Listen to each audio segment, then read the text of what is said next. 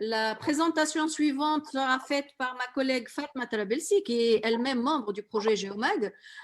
Donc, Fatma Trabelsi est enseignante-chercheur à l'ISIM en géomatique depuis 15 ans. Ses recherches portent sur l'utilisation des SIG, télédétection, géostatistique et des modèles d'apprentissage pour la gestion de ressources en eau. Elle a une bonne expérience dans la coordination de projets de recherche, développement, depuis qu'elle a intégré le poste de maître assistant. Et puis, elle collabore sur plusieurs projets, aussi bien à l'échelle internationale ou bien coopération bilatérale avec la Corée et l'Inde. Fatma, à toi la parole si tu es là pour nous présenter le projet Erasmus Sidana. Merci Madame Zahra Lili. Je suis honorée aujourd'hui par votre présence et la présence de toutes les personnes intéressées au domaine géospatial.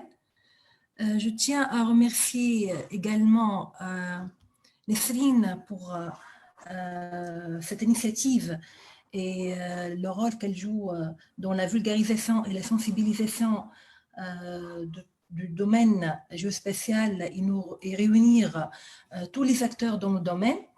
Donc, comme vous avez présenté, je suis membre du projet Géomag et ce projet Site4ANA, c'est dans le même contexte stratégie. Il est complémentaire au projet Géomag. Il est en synergie, en complète synergie avec le projet Géomag. Donc, ce projet, il est financé par le programme Erasmus+, de renforcement des capacités de l'enseignement supérieur. C'est un projet,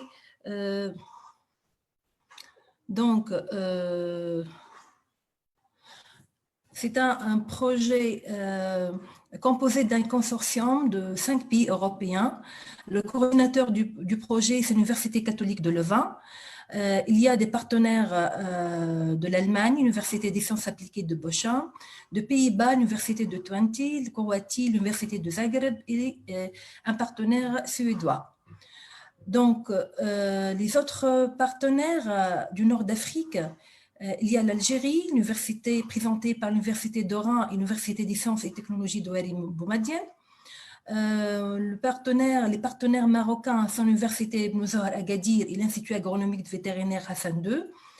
La Tunisie est présentée par l'Université de Carthage à travers l'INAD comme le PT et l'Université de Jandouba présentée par l'ISIM.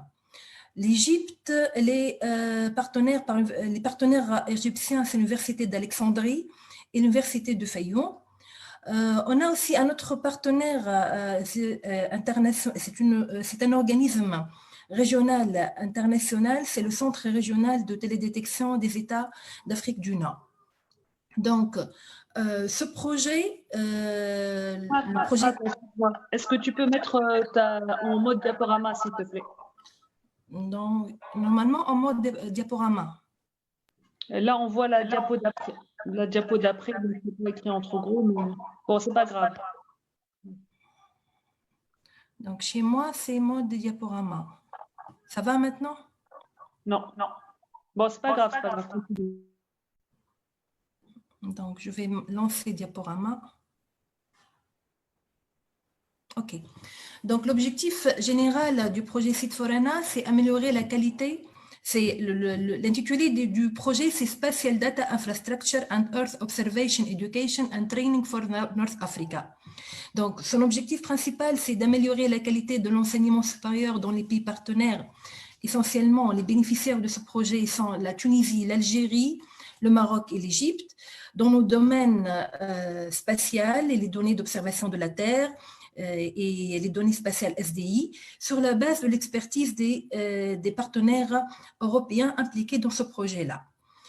Donc, les objectifs de ce projet, c'est étudier, déterminer, analyser les besoins et les exigences pour l'éducation en Afrique du Nord, développer, adapter de nouveaux programmes et faire la mise à jour d'autres des programmes existants, améliorer les compétences pédagogiques des enseignants impliqués dans la formation et fournir une base pour des futurs projets communs ciblant les besoins nationaux, mais également alignés sur le développement européen. Et par suite, accroître l'impact des partenaires universitaires sur le développement de tout ce qui est données spatiales dans la société. En fait, le budget de ce projet, c'est à peu près 852 000 euros, partagés entre les 14 partenaires. Il est formé par 4 groupes de travail, préparation des modules, le développement et la mise à jour des cours proposés par les partenaires nord-africains. Comme tout projet Erasmus, comme elle a présenté Madame Lili, il y a le work package dissémination qui est assuré par l'Université de Zagreb et le CRTIN et l'évaluation de la qualité du matériel qui va être préparé par le consortium. Donc, en fait, en Tunisie, on ne va pas, dans ce projet, j'ai dit, il est complémentaire du projet GeoMag. On ne va pas répéter tout ce qui va être fait au niveau du projet GeoMag. Déjà, il y a un travail énorme qui est fait au niveau du projet GeoMag. Et l'ISIM, elle est aussi sous la cascade de l'Université du Gendou, elle est partenaire dans ce projet-là, aussi l'UQAR. Donc, essentiellement, au niveau du site Forana, on va créer des nouveaux cours dans le master et l'école doctorale. Donc, c'est l'utilisation des acquis de la recherche, les données spatiales dans le domaine de recherche.